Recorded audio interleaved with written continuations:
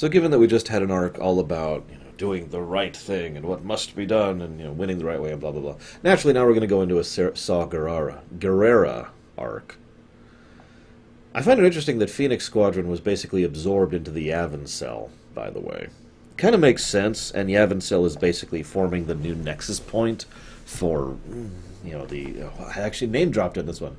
The Alliance to Restore the Republic, I think is what they called it. I'm sorry, that's always bothered me. The Republic was an old, degenerate, corrupt, disgusting, horrible, awful mess. That's why Palpatine was able to so effortlessly take control and lean it towards the Galactic Empire. In many ways, the Galactic Empire is actually structurally the same as the Old Republic as far as bureaucracy and infrastructure. It's just, for the most part, the military was the main thing that was overhauled. Anyways, I do like how the infrastructure, speaking of which, is the main advantage the Empire has here. You just have a relay, and it allows them to respond quicker. That's it. It's such a mundane thing. But of course, quick and efficient communication would be an incredibly invaluable thing in a war situation. Let me use a parallel really quick. How many of you have ever played an RTS? Or any kind of strategy game? I'm going to use an RTS specific, like StarCraft. Now imagine for a moment if every time you had to give orders to a new unit, there had to be like a delay of you giving the order and them receiving the order and then them acting on the order. It would actually be even worse than that, because you wouldn't see everything they see. Instead, you would basically have one area that's like your area, probably your base, and every now and again you'd get like an update screenshot of what's going on out in the field. This actually sounds like a cool RTS idea now that I'm thinking about it, but you get the point, right? Having that sort of immediate communication coordination is just a tremendous advantage, even though it's something so wonderfully mundane. I also find Ezra's mindset interesting. First of all, notice he's already kind of leaning towards Saw. If it gets results, right? And of course, he's very upset that they're not helping Lothal, which also makes sense. I don't mean to, speak ill of Ezra here, and what he is speaking is basically a dark side mentality. But, well, this is the problem I've brought up several times, isn't it? Why each of these cells has such a hard time unifying into a greater whole.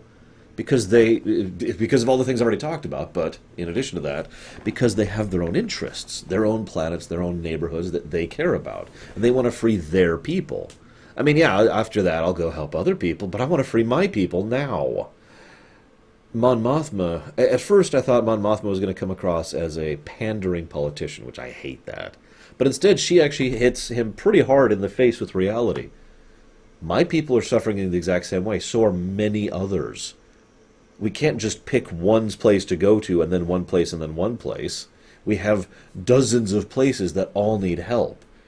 In her terminology, she says this is why A, she's trying to avoid full-scale military conflict, and B, why she is pushing for a peaceful solution.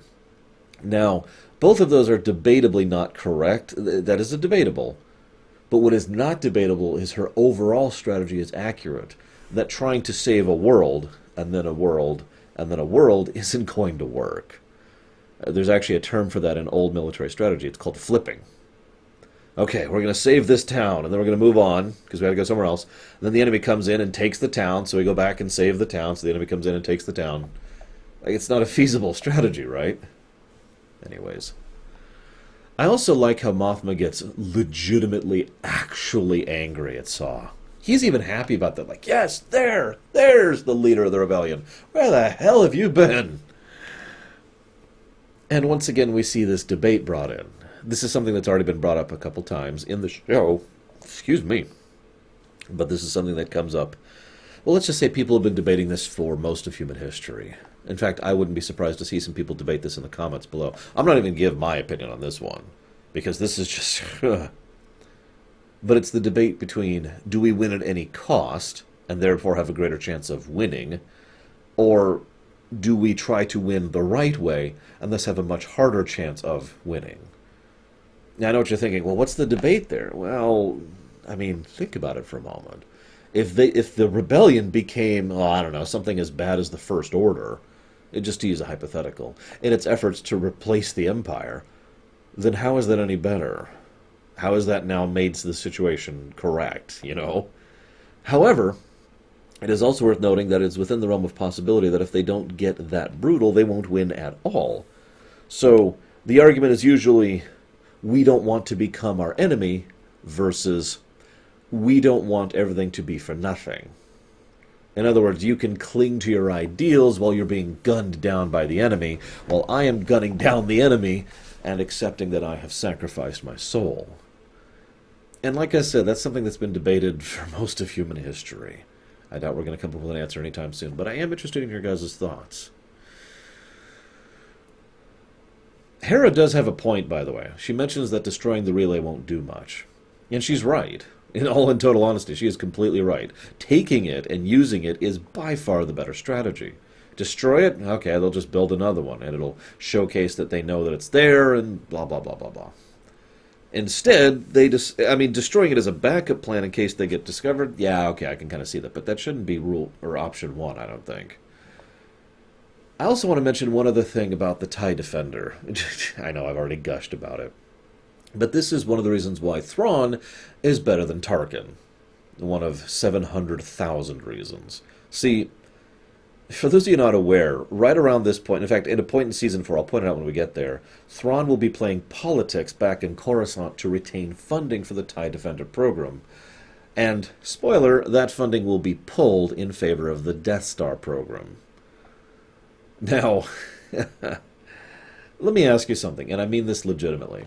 What do you think is more useful to the Empire? The Death Star or a bunch of TIE Defenders? Now, it's probably pretty obvious where I sit on that list, but I do want to point out that one of the great advantages of the TIE Defenders is, once again, very mundane.